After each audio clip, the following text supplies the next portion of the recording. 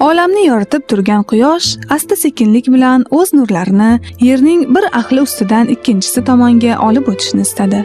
Ya'ni biz hikoya qilmoqchi bo'lgan o'lka kishilarining osmonida shomning ilk belgilari paydo bo'lib, oftob nurlari so'na boshladi. Oradan picha vaqt o'tib, qalblarga go'zal bir titroq solib, atrofdan shom azoni eshitila boshladi. Bu namozga berilgan eng qisqa fursat, ya'ni eng tez ado etilishi lozim bo'lgan ibodat deb xayollab turgan Fotimaning ayni fikrlarini eshik qo'ng'irog'ining ovozi buzib yubordi. O'zi namozga shoshib turgani bois, eshikni so'rab ham o'tirmay ochar ekan, qo'shnisi Mahzuna turganligini ko'rdi. "Ha, Mahzunaxon, keling," istar-istamas uyga taklif qildi Fotima. "Ey qo'shni, bundoq ko'chaga ham chiqmaysiz, odamlarga ham qo'shilmaysiz. Yuring, biroz gaplashib o'tiraylik."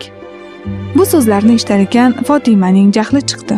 O'zi namozga shoshilayotgan bo'lsa-mu, buning o'ylab topgan gapini qarang. Hozir chiqib bekorchi xotinlarga qo'shilib, namozni ham qazo qilaman, undan boshqa ishim yo'qmi? Albatta bu fikrlar uning ichida qoldi.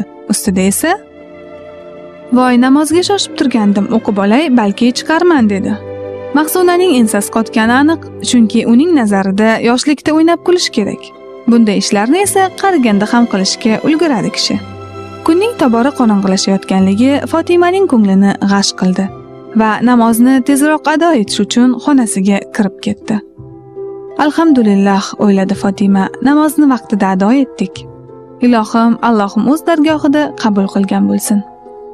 Oshxonaga chiqdi. Taomning lazzatli hidi dimog'ini qitiqladi, lekin xo'jayini kelmasdan burun taomga qo'l uzatmasligi aniq. Shuning uchun shoshib derazadan qaradi. Qani edi tezroq namozdan qaytsalar-u, bugun ishtiyoq bilan tayyorlagan bu taomini maqtab yesalar.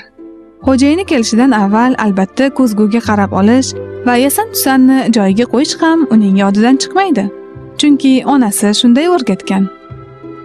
Musulmon ayol uyida hamisha orasida kiyingan, xushbo'ylangan, imkon qadar bezangan holda yurmog'i, eriga hamisha go'zal ko'rinmog'i kerak. Zero eri uni dunyodagi eng go'zal ayol deb o'ylasin. Lekin Fotima bugungi hayotda buning faqat teskarisini ko'radi. Dugonalarini ko'chada ko'rganlar og'zini ochib qolishi tayin, uyiga borsangiz esa ularni mutlaqo tanimaysiz ham. Uylari ivirsigan, o'zlari eski bir xalatda, yana erlardan go'zal muomalani ham talab qiladilar. Qayoqqa qaramang, o'zlarini ko'z-ko'z qilishga uringan ayollar. Kimdir sochini havo rangi bo'yab olgan, yana kimdir tirnog'ini yashilga. Tunov kuni Fotimaning ko'zi bir ayolga tushdi-yu, o'zining ayol ekanligidan uyalib ketdi. Libosining harirligi shu darajadaki, uni bor desa ham bo'ladi, yo'q desa ham. Bularni xayolidan o'tkazar ekan, qahramonimiz Allohdan o'z eriga sabr so'radi.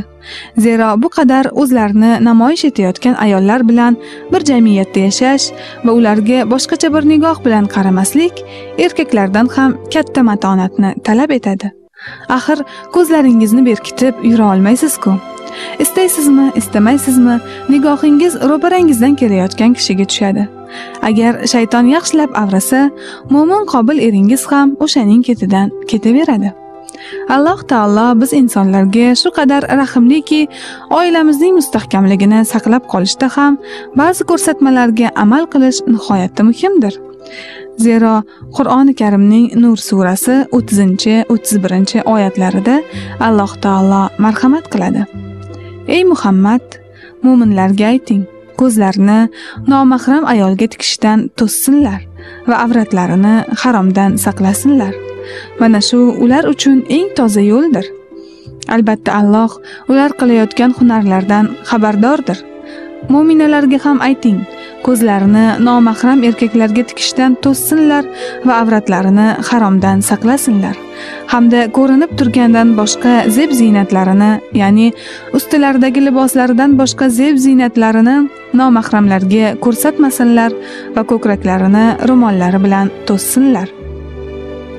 Ular zeb ziynatlarini ko'rsatmasinlar magar erlariga yo otalariga yo erlarining otalariga yo o'g'illariga yo erlarining o'g'illariga yo o'zlarining og'a-inilariga yo og'a-inilarining o'g'illariga yo opa-singillarining o'g'illariga yo o'zlari kabi ayollarga yo qo'l ostidagi cho'rilarga yo ayollardan behojat bo'lgan, ya'ni juda keksayib qolgan yoki aqlsiz devona erkak xizmatkor qullarga yo ayollarning avratlaridan xabardor bo'lmagan go'daklargagina ko'rsatishlari joizdir. Yana yashirgan zeb-ziynatlari bilinsin uchun oyoqlarini yerga urmasinlar. Barchalaringiz Allohga tavba qilinglar, ey mu'minlar, shoyatki shunda najot topsangizlar. Nigohini yerga tikib yurganlar negadir bugungi kunda nihoyatda kam qoldi deb o'ylaydi Fatima. Zero qachonki xo'jayini bilan ko'chaga chiqmasin, turfa ayollarning nigohlari bezbetlarcha uning yeriga qaratilganligini sezadi. Albatta bunga qarshi biror gap ayta olmaydi, faqat hamma to'g'ri yo'l bilan yashaganda edi. Hech kim oilasining zino va yo xiyonat tufayli buzilib ketishidan cho'chigan holda yashamagan bo'lar edi, deya fikrlaydi. Shu payt eshik qo'ng'irog'i jiringlab, uning suyukli xo'jayini kelgandan darak berdi. Ko'zguga yana bir bor qarab olgan Fatima tabassum bilan erini kutib olishga oshiqdi.